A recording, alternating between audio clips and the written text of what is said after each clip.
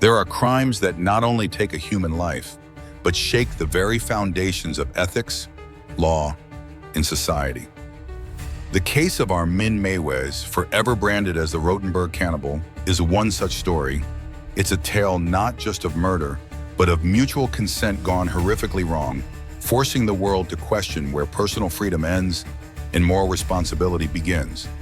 Born in 1961 in the small German town of Rotenburg an der Fulda, Armin Meiwes had a childhood that was far from ordinary. His father abandoned the family when Armin was just 8 years old, leaving him under the care of a controlling and domineering mother. Isolated, with no friends and no emotional outlet, young Meiwes developed a dark and twisted fantasy, the desire to completely possess another person. And the way he imagined doing that? By eating them. This disturbing obsession simmered quietly beneath the surface for years as Meiwes led an outwardly normal life, working as a computer technician. But when the internet took off in the late 1990s, it opened up a whole new world for Meiwes.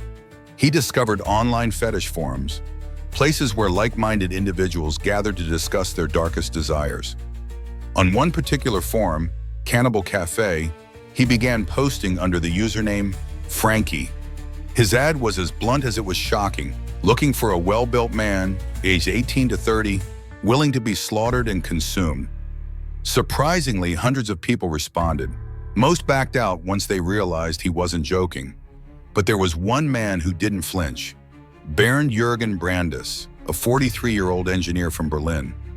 Brandes had his own disturbing fantasies. He had long harbored the desire to be eaten alive. After months of exchanging emails, Brandes begged to be the perfect victim. In his own words, "I want to disappear completely, but in a special way, by being consumed."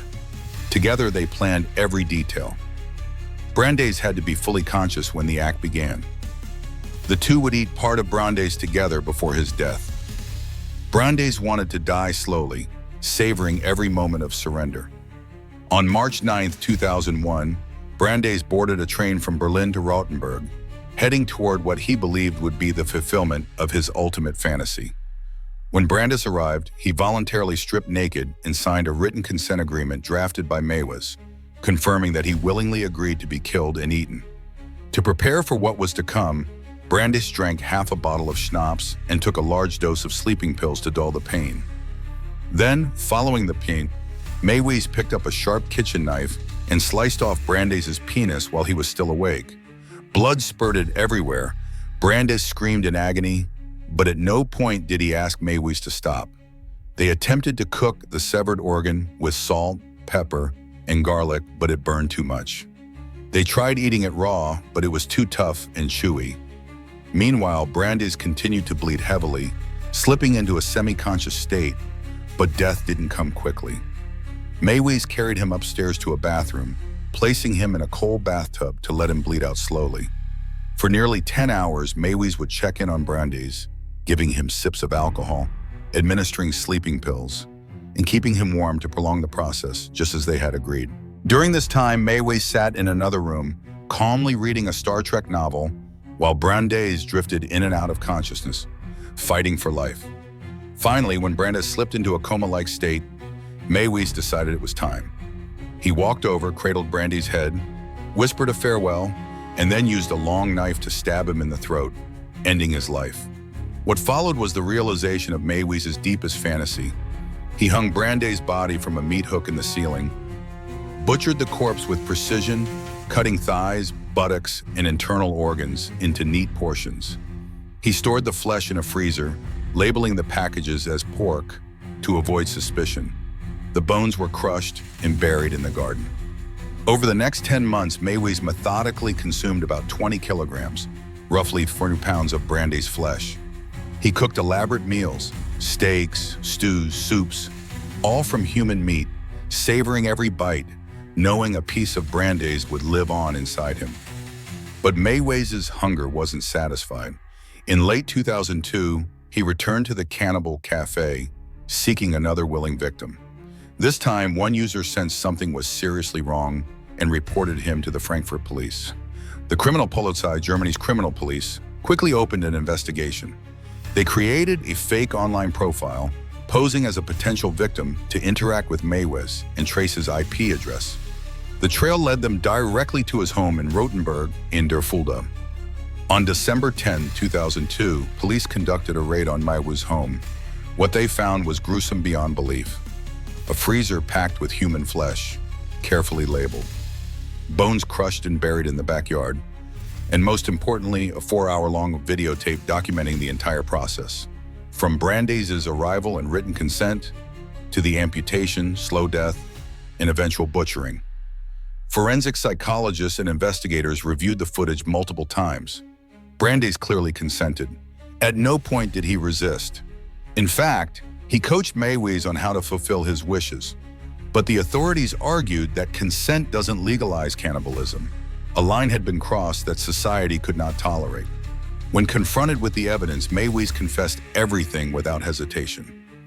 He calmly detailed each step, from the initial meeting to slaughtering, to cooking and eating Brandes' flesh. His motive? Not anger, not hate, but a desire to possess someone completely. During his interrogation, Meiwes admitted, "I wanted a friend forever. By eating him, he became part of me, and I would never lose him." His calm demeanor and meticulous planning shocked even the most seasoned investigators. He had kept all the email exchanges with Brandes as proof of consent and recorded the entire act to ensure there was no misunderstanding. But German law wasn't prepared for a crime like this. In December 2003, Meiwes stood trial at the Kassel Regional Court. His defense attorneys argued that because Brandes had consented, Meiwes should be convicted only of manslaughter. The prosecutors, however, contended that cannibalism was a depraved act that couldn't be justified under any circumstances. The jury sided with the defense at first. Meiwes was sentenced to 8.5 years in prison for manslaughter and disturbing the peace of the dead. But public outrage was swift. The case made headlines worldwide, and many questioned how a man who had killed and eaten another human being could receive such a light sentence. In 2006, Germany's Federal Court of Justice ordered a retrial. This time, prosecutors successfully argued that Meiwes' crime was driven by sexual gratification, making it murder for sexual pleasure, a far more serious offense. The court also considered Meiwes' plans to find additional victims, showing clear intent to repeat the crime. Meiwes was ultimately convicted of murder and sentenced to life imprisonment. Today, Armin Meiwes remains behind bars in Kassel prison, reportedly a model inmate who has expressed remorse for his actions. But the legacy of his crime continues to haunt the world, raising chilling questions. Can consent ever justify a crime? Or are there moral boundaries that no society can afford to cross?